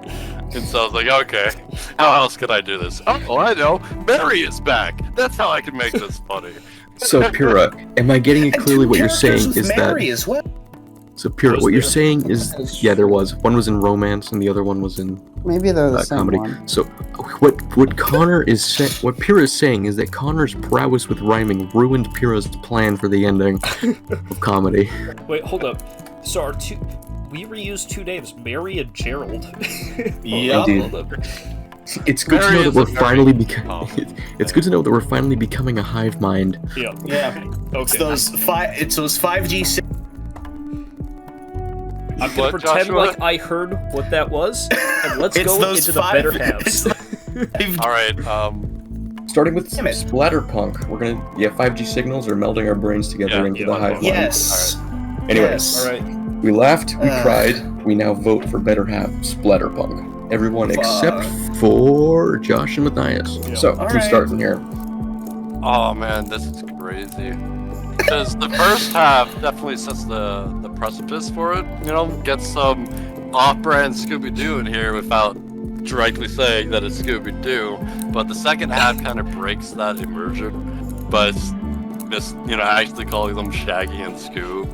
It might I think do. that's a little bit downside. It's a little bit of it's funny, it's comedy, It but at might the do same be. time, it's just like, oh man, I wish it didn't break that immersion. That's when I was Oh, still mad at please do Josh. keep in Oi, mind, oi, oi, oi. Give this me is Matthias, Josh. not Sorry. No a speaking. comedy story. I'm not speaking. No. But, he has a good point. That was Joshua's half where that happened, not in I Matthias'. don't know who wrote which half yet. Okay. So it's the first half, Nicholas, not the second one. It would About be a good breaking the thing. immersion? According to Matthias, let's go check our What? sources. No, Look, so it's right here. I refer It's to them Shaggy. as the Scooby-Doo characters, right? But that's because I was Scoob, mad I mean that I was Goob, given I mean Goob. the Scooby-Doo characters. Yes, I get that. I Takes, get but that. You were I get that, Yes, heck, you but did. it did Yes, break the I know. immersion just a little bit. and My I'm spite leaked through, and it, yeah. That's Yeah. really fun. I don't Um, feel like it was immersion that it was breaking. So much is that like everyone by this point understands what's going on. Yeah. And so it just doesn't feel like it's clever or It's not that big of a deal at adding. that point. To It's just, really not a big yeah. deal. We all know what's going on. Yeah. But it's a spoof. you know, You just get like it. a spoof, you don't really it was want to say their real it was names. unneeded. In either Unnecessary, case, perhaps. Damaging to the story? I don't think so. I It will might leave say, us- I think, generally speaking, I like the second half better due to how it fits into the genre. first of all, it contains the vast majority of like violence and threats. And as we were going through the beginning of the first half, it just felt more like a comedy piece than it did, like something very violent. Like there can be ultra violent and funny for it, but it was all just funny. Until it was like suddenly violent at the very end. And I understand some of it's set up, but like it just felt more of a comedy piece to me. Yeah. I would like to add on the genre bit. I fully agree the second half explores the genre significantly more than the first half. And I'm knocking points off the first half based on the premise Joshua came up with. Because Splatterpunk is primarily a horror genre. And while this does technically fit into Splatterpunk, it is barely. This would be an outlier. And it really doesn't get into horror at all. Discuss that it was a subgenre of horror. It was. I would have to make some consideration, because even if Splatterpunk is considered a horror genre, let's take some generic examples of more well-known Splatterpunk. Would you say like Hellraiser or something like Saw might be considered Splatterpunk? Because they're so brutal and bloody. I think of like Final Destination. Final Destination is another good one. Yeah. And in those cases, even though it might be technically genre-based as horror, it's not explicitly scary. It's really just the gore aspect. So for sure, and like that's true. We definitely have the opportunity to self-define it a little bit. But I do wish it had stuck a little more to actual threats rather than just sort of having it didn't feel like weight was really placed on, like, the first thing that happens is dude gets like fucking ripped apart by the penis man, right? Even saying that is really fucking funny. But there's like no trauma, there's no weight. It felt to anything. I don't think that's entirely necessary for Splatterpunk. It adds a little more in the end, but that's what I would have really liked to see to elevate it. And Prime, when you say you don't feel it's not necessary, please think to every example you gave of this. All of those stories are serious stories, and all of those stories have weight in the way that Connor is saying. The characters feel what's happening, they see what's happening, and it matters. But technically speaking, these characters are just absurd people, and they're not themselves making a joke of it. So it could be stated that this is the case here as well. Pira, your turn. Good, but I feel like the audience intent is much more comedy. So, like Connor was saying, the weightness, the last paragraph that was in the first half, the hello James calls out before being sprung at by a naked man with a huge penis. Like, it was setting up characters and stuff. It was setting the setting. Yes, it was a bit humorous and a little bit definitely unfortunate for that aspect, but it just jumps right into action. It needed a bit more easement, a bit more of that building up the tensity. It just kind of came at you without it actually being meaningful. It definitely came. Action. Oh, it came. Without it being meaningful. That's my comment, and so I do have to give it to the second half. Okay, that's 2 for. I second the motion. Yep. Yeah. Is anyone wanting first half?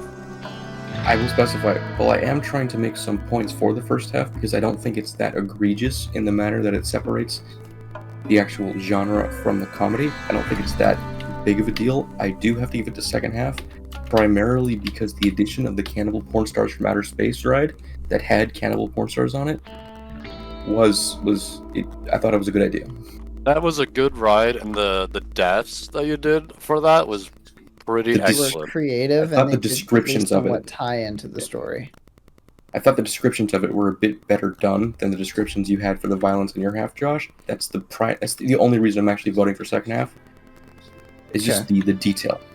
These halves were pretty close. It is overall, very I guess. close. I don't see many problems here. It's just based on specific detail.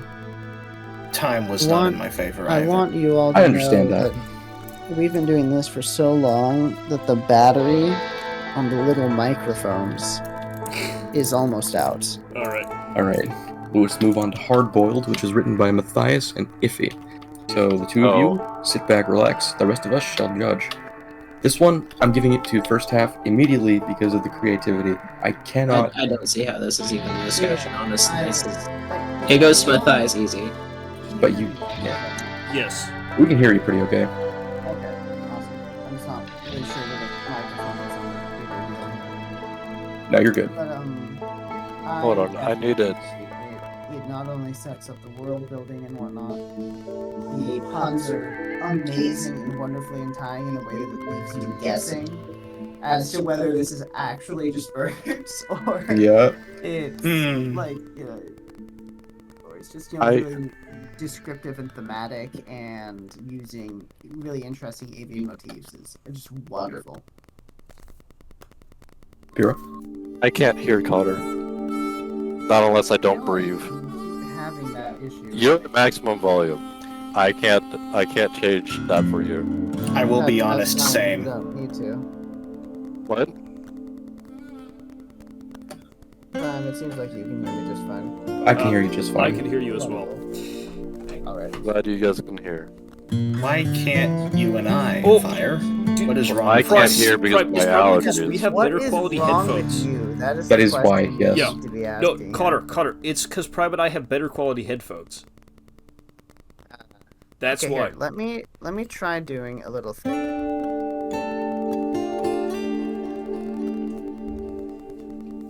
I mean, I could turn everybody up and mess with shit. If I you can guys talk wanna... quieter if you want to do that. No, I can turn you guys down. You guys can speak fine. I'll just adjust everyone else's volumes accordingly. But I do think Hard Boiled goes to the first half. Good job, Matthias. Connor, can you speak? Just He's changing I don't his know. settings. fuck. Well, Just give it a second, you'll be fine. No one's gonna disagree with you. Okay. So, points to the first half for Hard Boiled. Now we're you moving can on hear to... Iffy fine. Now we're moving on to Comedy. Comedy by Connor and Pira. Oh, that's not that hard boiled. Well, I mean, did you think it was... Not You the should first- criticize each halves, even if we have a clear winner, just so that they can get better, possibly. The only reason I didn't vote for the second half was because the first half was more creative. Right? It's a little bit unfair because it was the first half that brings out the creativity and allows the person to be more creative. But the second half was able to follow suit just fine. I thought it was a bit more technically formulaic. In the Alright, I'm here. I'm back. You can Oh, hear me yes. now? Yes. Much Oh, better. yeah. Very loud. That is Alright, there we go. Perfect. brilliant. I've got my regular mic plugged back in. Beautiful. Alright, I could go back to normal settings for you guys. And surprisingly, yeah. no Yippee. echo. Yeah, no echo when I keep my voice down. There's no echo because I'm turning my mic off when I'm not talking. Huh. It's me. It's tedious, but it works. Yeah. Either case, it's my part, so I'll mute myself for now, since it's my story that's being talking about. Any last comments for Hard Boiled? I thought it was well done regardless. Made Eddie. Yeah, but it was really good. Honestly, I- like the I second like- half was also really good. It was very in keeping with the original piece. I liked the subversion of just having the detective eat shit and die at the end. Yeah. I thought that was Yeah. a bad part, honestly. Okay, no. So I agree with Connor. You actually beat me to the punch of what I was going to say, right? I liked the second half. I liked where you took it. It was not what I intended, but I ended up enjoying it all the same. And yeah, I thought that it was really nice working with you.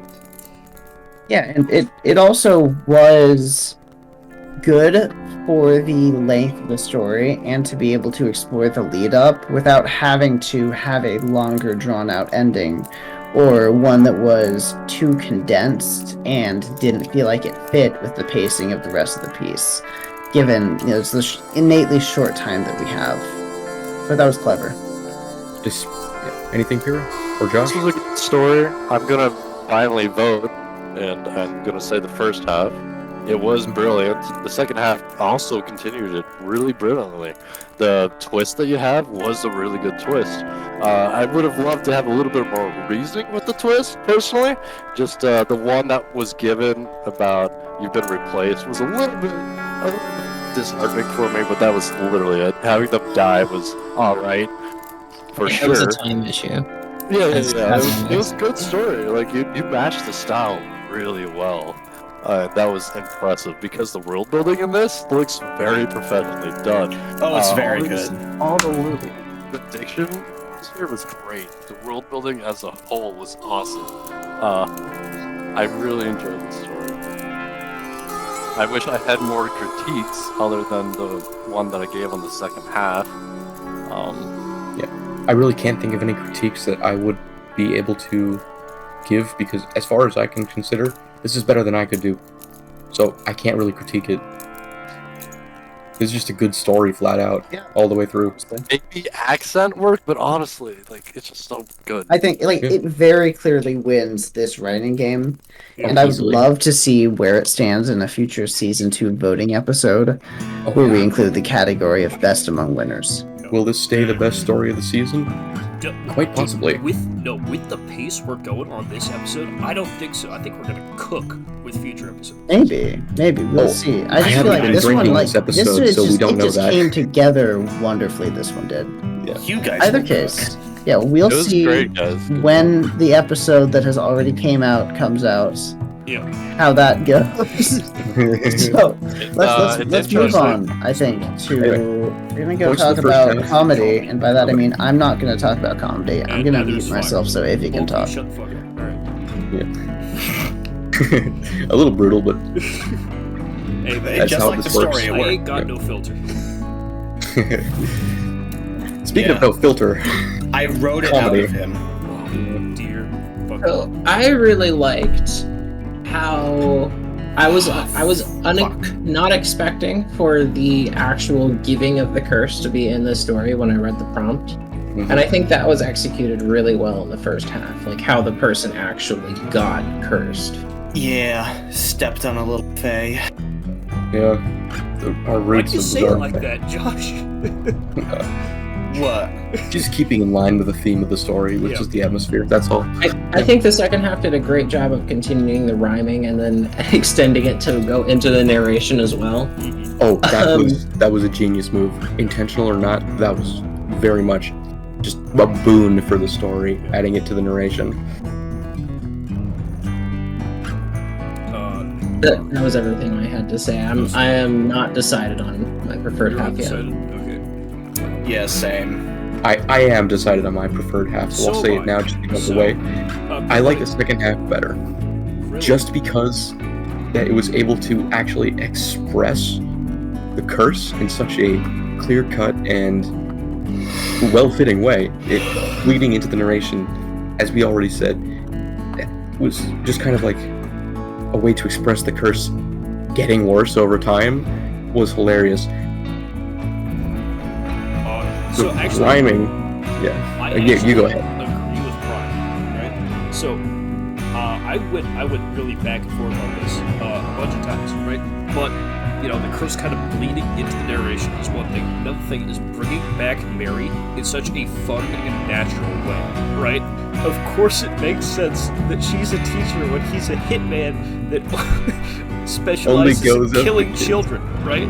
It's just too fucking perfect, right? She's just the student she doesn't like, right? Yeah, the way he just kind of rolled with that exposition in the first half, and kind of expressed it in that way. That's really a natural extension of these two characters and their dynamic. That is why I'm going to go with the second half.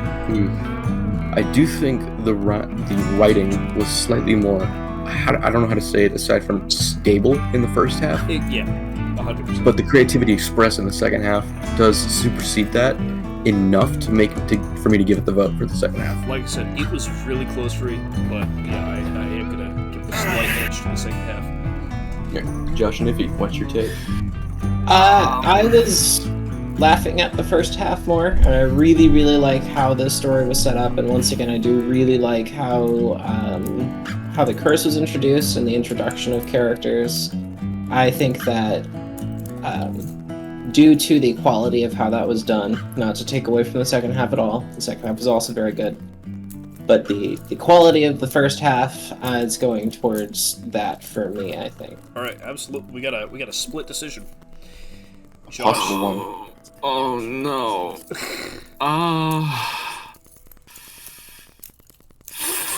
Fuck. For me, this is also very close. I mean, for reasons that have already been said, at this point, it's just like, which side did I enjoy the most? Because there are aspects of both halves that are different, but that I liked each equally.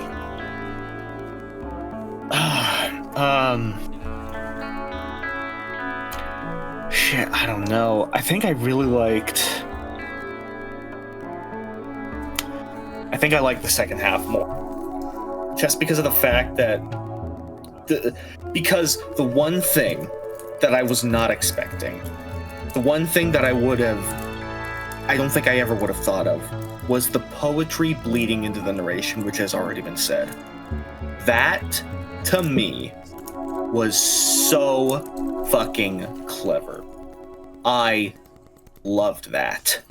And I think that's what gives it to the second half for me. Okay. So that means the second half, indeed, 3-1. 3-1. Yeah, So it goes to the second half. I have one last thing to say about the story. It has nothing to do with the halves, but having a different person writing comedy for once brings in enough of a different voice that it's so refreshing. I am so glad to not be the one writing comedy this time around. Bizarre I Fantasy am is funny. happy my attempt at comedy did not flop. No, I was worried about my ability to do so, but I enjoy where it went. Like I said, As you much- did really, really well. Okay, you both did really, really well, and there's a reason I put this as the top story. You definitely set things up for me, Connor, and I'm glad that my expressive happened well, but it couldn't have been done without your half. As much as I would have enjoyed writing, I think I'm beginning to feel getting sick of my type of comedy, so I'm You've glad gotten someone comedy else... stories a lot. It's no shame to have be getting a little bit burnt out. But yeah, All right. Bizarre I'm Fantasy glad- will always I'm- be funny. I'm but glad you guys liked my half. I'm glad. I wasn't sure I was gonna go off. So. All right. this was a wonderful change of pace. Moving on to Leads fantasy. us then to fantasy. Yes. I will be the first to say it. Again, I've expressed that I do enjoy the letter section, even if it is a little long, right? I think it just does a better job of characterization, right? Because you're seeing it through the father's words instead of just through, kind of the son's summarized memories, right? So I think, I also think that it does tackle more of the plot and really kind of fleshes out the story and brings it more in line with the prompt. So I'm going to vote for the second half. I might be biased here, but I'm gonna go with the first. I felt like there was definitely a lot more characterization with the Smith, a lot more of a pride in the work, a lot more understanding that they are a family man. Like the bonds that this character has with not only their family but the community as a whole is very strong. I love the letter as well. Honestly, it's pretty good. You get more of like the actual hammer, which is the prompt, But I think the part of the prompt that I wish more, which I think the first half did better, was how the kingdoms would rise and fall by how it was wielded. I know that's probably not what a lot of people would have thought, but I think that's one of the more subtle things that the first half touched on a little bit more, even if it wasn't intentional. Okay, so we got 1 and 1. Josh, you want to go first, or do you want to go last? I'll go last. All right, you want to be deciding first. vote again. All right, that's fine. I mean, I don't want to, but I can't. Yeah, fair enough. All right, yep. This one's pretty close for me. This one was the closest one for me, in fact, because you have much more forward momentum in the first half, but you have the majority of prompt exposition in the second, just by merit of it actually talking more directly about the prompt in the second half in the letter. I do think that for the second half, if you'd taken a step back for a few minutes, given us maybe 100 less words, it could have made for a stronger half as a whole. Regardless, the candle, I'm reading it as I speak, the letter, it does work just fine. It's well written, the grammar is perfectly good, the pace of it's not actually too heavily impacted by the length of the letter, surprisingly. It still moves forward at a just fine pace. It works. Honestly, the diction used by Alvaro, well, not Alvaro, but the fucking father, technically. Yeah, is pretty well done. I thought that was brilliant. And then having another voice on top of that was pretty good. I don't want to, denounce that by any means. No. So for me, I do think I'm going based on merit of diction and writing quality. I do think the second half is a little bit more expansive in that regard. Shit. Okay. So interesting. Like the first half tells a story, right? Tells a story from the perspective of, what is he, 23? Yeah, 23, and he sounds like he's 23. The language is a little bit simple, but it's straight and to the point. Sensible, yes. I do have a soft spot for more fine-spoken words, so I'm going with the second half. Alright, 2 for the second, 1 for the first. Josh, you're the deciding vote. Make it 2 for the first. Make it 2 because, for the first. Yup. I enjoyed the first half. I wouldn't say that I enjoyed them both. Be more in line with what Prime said about the diction being different, and obviously each section being written as if they were obviously 2 different people. I don't know, I liked the more, I guess, like the more what? The more down to earth first half. I guess. Yeah, the more down to earth first half, I guess. So this story's close enough. It's very close, yeah. For the style of words to be the deciding factor. I mean, that should be a testament of each writer's skill, honestly. Yeah. I do have to ask though, how are we handling split points this season? Because I remember in the last one you guys didn't really want to. I said going fuck it to and we'll remain. stay. Yep. Okay. They are going to remain. All right then. Well, because removing it is too complicated and can create its own problems. I was thinking we would open up a Pokemon Stadium battle, and the 2 halves would duel it out. One Pokemon. We can also let the authors discuss about it and let them make a tiebreaker between Yes, the 2. that would be biased, unfortunately. And That like is a I little said, biased. it raises complications. And we So have, for now, it's we're just gonna better. we've embraced the half point at this point, so. until we come up with a better system. Half points remain. All Speaking of which, sci-fi, which is going to be Pyrrha and me, we shall the shut. Who wants to talk first? Because I've been talking first the last couple of times. Sure. So now that I've been unleashed upon the world once more, No. the sci-fi story was interesting. I just really wish we would have gotten a little more plot and a little less setup, like as an overall reflection of how the story went. Also, it's intended to be a machine that stops time, not one that travels into the future. I felt like that was something of an oversight. I understand it's a time thing. Yeah. But that's not the prompts. Yeah.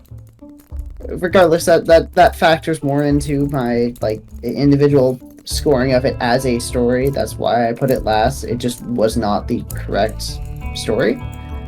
The reason that's relevant to how I'm weighting the halves is because someone has to start the story and establish that it is a story about moving forwards in time. and then potentially intending then to go back in time, which is doing it just about anything but staying still, right? Yeah. Mm-hmm. Maybe it could have been about like trying to savor the moment for too long, and then there are consequences for that. Yeah. Like trying to still the last moments you have with your mentor, whatever.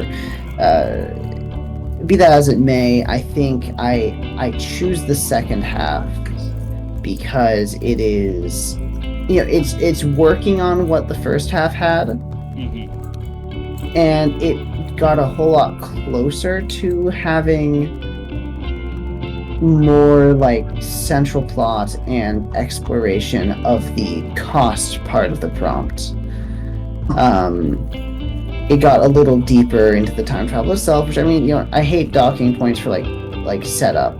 Yeah. So I guess I really don't want that to weigh too much that it got onto it more, but I did also feel like it just talked about more relevant details with its time. Part of that is that it's much longer.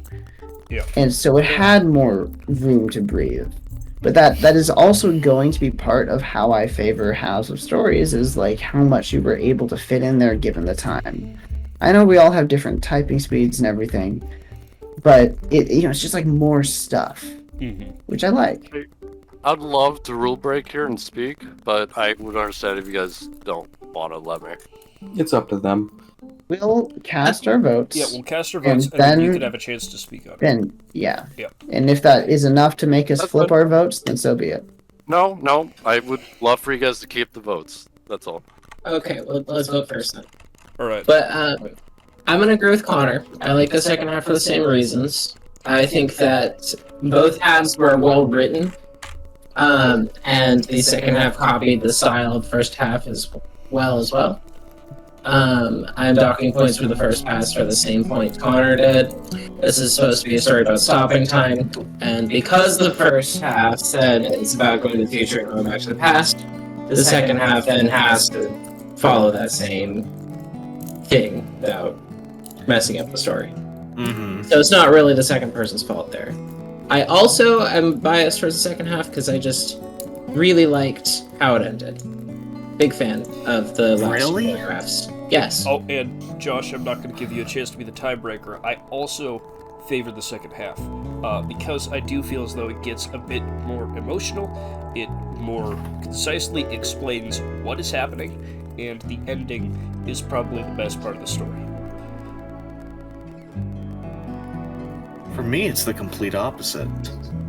For me, I feel like at least to me, I feel like the ending was, I don't know, to me it was not very satisfactory. I was confused.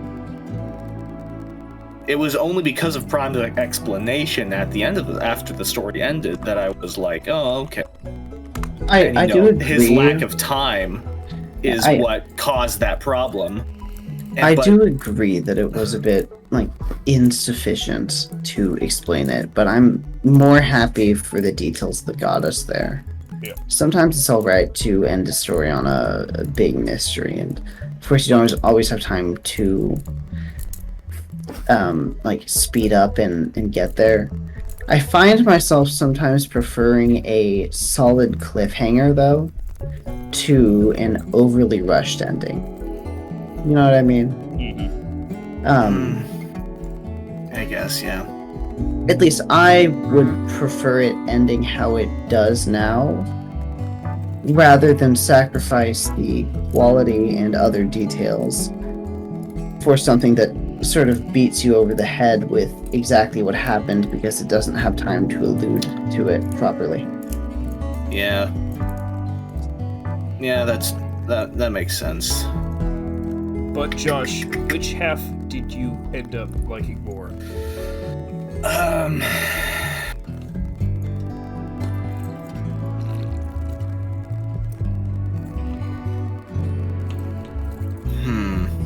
I don't know. I mean, at the time, I don't know. I'm very back on. They're both like and dislike, and reasons why I both like and dislike second, as is usual. Obviously, my biggest dislike with the second half I already stated, but Now I'm rethinking. I don't know.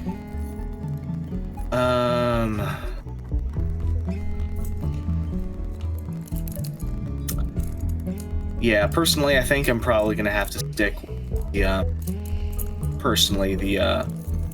the first half. Okay. Me. So it's not a clean sweep, but the winner is still Prime for the better half of this one. Yeah. Victory. Now, So- would you like to explain? So, what you're saying about the prompt, about me failing to convey the prompt about it freezing time, you have to remember, this is from the character's perspective. They believed they succeeded in building a machine that could go into the future. And I had intended, I know I didn't get to write it, but I intended for the machine to go forward in time and freeze while in time. Because that is the only way you could sacrifice somebody from the future. If they had just frozen time then and there, then they would never be able to sacrifice someone from the future. You see, My thought is that it doesn't have to be like a human sacrifice. You know, something is being sacrificed about the future that is to come. Yeah, that's some other reasonable side thing effects. to Like do. perhaps the future is the character's future because they continue to age Yeah, despite that is time around them being stopped, and that is sacrificing literally their entire future to stop and dwell in a moment or something. Sure, but and I do understand you have to wanting restart to without a sacrifice. add that twist in there, but I don't know how you would. Like, we're all going in this with the knowledge that someone is going to pick up the pieces of what we have written and make Yeah. something of it. Yeah, and if I believed fully that if you had read the prompt about it can't be restarted without a sacrifice from the future, that this would have easily been foreseeable. But, you know, Prime didn't see it that way, and nor did anyone else, apparently. And that's unfortunate for me. The sacrifice But I was gonna make was that gonna is be more than exactly one person. That is exactly what I thought was. Can you at least see where I'm coming from? Why I built the machine from the character's perspective, that they're trying to make a future machine. I can understand the line. If I were doing it, I would have thrown more doubt in there, or at least have been sure to have started. Like, I would have just rushed forward the process to get there faster so that I knew I could convey that idea. Or at least the concept of, like, here, this is where we insert time stopping. You'd just be like, even ending it on something more like, but something was wrong. Would be like, okay, so the other person picks up, I have to add a twist. Wait, looking at the prompt, it says time stops. The machine is supposed to put you forward. Oh, that's the twist. Yeah, no, I absolutely agree with you. The reason why I did it this way is because I really wanted to get the sci-fi part of this project through. I struggle with sci-fi for sure, and was that at least conveyed? I wasn't sure if I was too punk. No, I thought your half was good and it was absolutely in genre. That was I know not, I didn't that was get entirely the- a non-issue. I know I didn't get the action through fast enough. I know. The clock hit you a bit hard this time. It's unfortunate, okay. but it happens. I feel like the clock hit a lot of it. The clock That's did fine. hit a You know, lot of us. sometimes it's like what you strategize about, you know, figuring out where to cut your losses, what details are really the core essence of the story. Just a On the little bright sad side. that I wasn't able to convey that. But hey, bright next side, time your maybe sci-fi you is getting can better. figure out ways to convey those ideas better. Remember, You know, just it's looking game at like practice. what didn't work and figuring out something else, right? I Alright, don't know. but I don't think that changes any of our votes. Nope. It shouldn't. No. Alright. Alrighty. Moving That on. brings us on to romance at long last. Ooh. Prime Man Joshua's story. I am going to have to reread this one a little bit, I think, to make my decision. To be honest, this felt like, despite the perspective shift in the center, this one did feel very like both sides were in keeping with each other quite a bit. At least in my retrospective eye. Yeah, the characterization in the second half is pretty good. The plot and world building in the first half is also pretty good. With getting into the romantic part slowly at first, which I think is suitable with the prompt because, like, oh, their heart is 0 or whatever for the heart rate. I think that worked. It had to be a subtle build-up. You couldn't dive right into the deep end. It had to be established in this subtle way.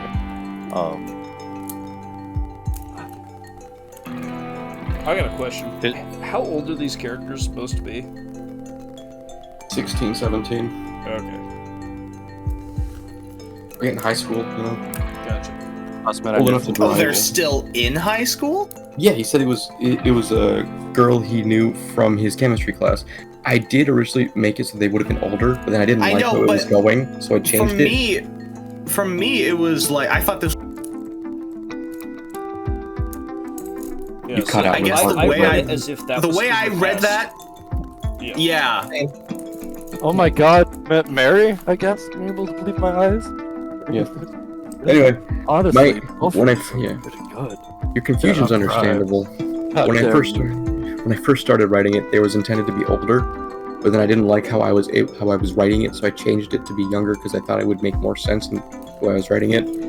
And then I was still hell bent on getting that "It's How I Met Your Mother" joke, but I couldn't say anything about it, so I was just hoping. But I didn't get enough like hints in there, unfortunately. To clue in Josh. I'm a little sad by the filled with determination paragraph. I think I already talked about that though. And I feel like I talked about the very ending. No, yeah, I lost the plot on that paragraph. That was a joke for a reference to what's that one game called? Undertale. That nice. was a joke. I've Nice. never played Undertale. No, I get it now. Yeah. That was determination. Wait, one day he'll reach the cheese. I know it's hard. Well, I think going over them again, I do like the second half better. It does what it can, given the time that it has. And while I personally wouldn't have spent nearly as much time on him getting arrested, which is, let's see, about 300 words of him getting arrested, I would have personally used that for, developing romance and just like cementing a more solid, if ephemeral, relationship between the two of them, right? Like, I do like the idea of having a romance story that is brief because it has to be, and maybe it's out of desperation and nostalgia and all that.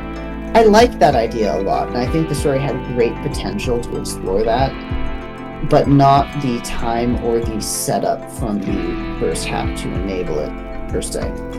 So, for those reasons, I like the second half better overall. I'm also gonna have to go with the second half.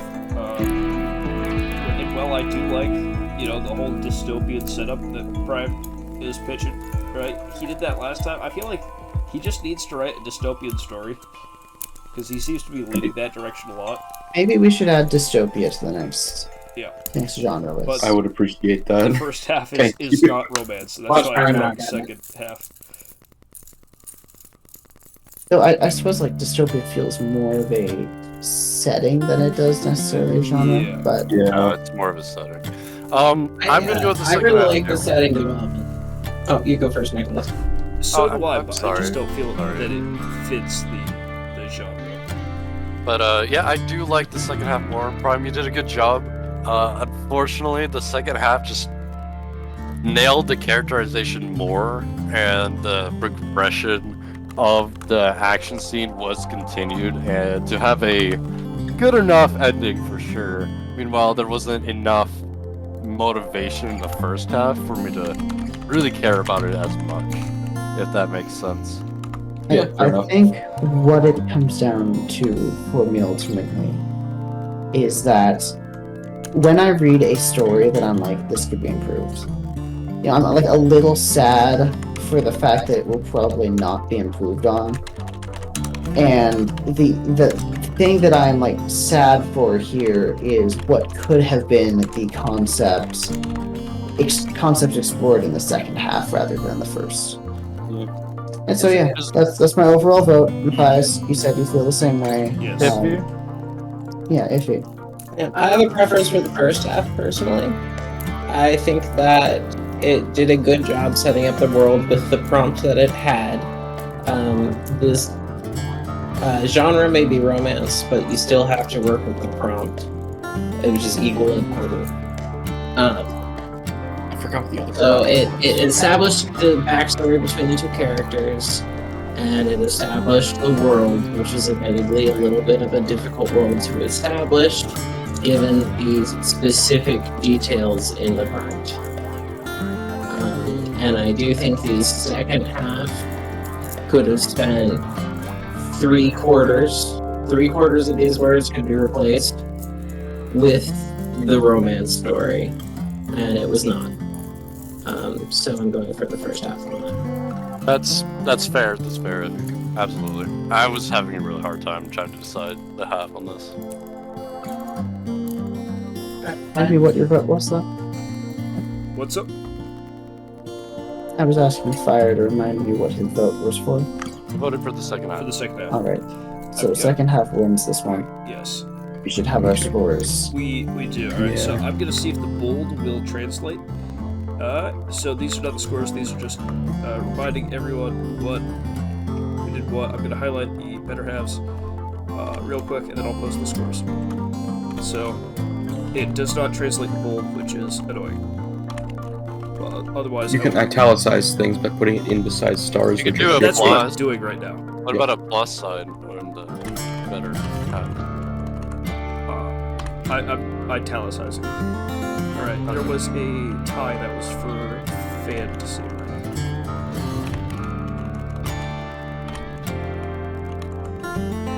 Yeah. Yeah. The more looking back at the romance story, I do see I fell onto my what's the word? My default. Yep. More than I Crutch, should you have. could say. Yeah, my crutch of dystopia. I fell onto that more than I should have. Unfortunately. That, Oh well. that is the context, and here are the final scores with the points accounted for in the better halves. Alright, so as it turns out, I fucked up the scores the night of, so I'm actually going to be putting some different scores on screen. The correct scores, as it were. Iffy ends up winning. Yeah, but you'll see the rest for yourself. In addition, this episode was a little long because everyone wanted to see the wheel sections back in the first season, which we were unable to record. But this time around, we've got the wheel. Everyone can see it. Going forward, I think we're just going to be skipping that section just for the sake of making these things not 2 hours long. All right. Well, anyway, I will see you in the next one.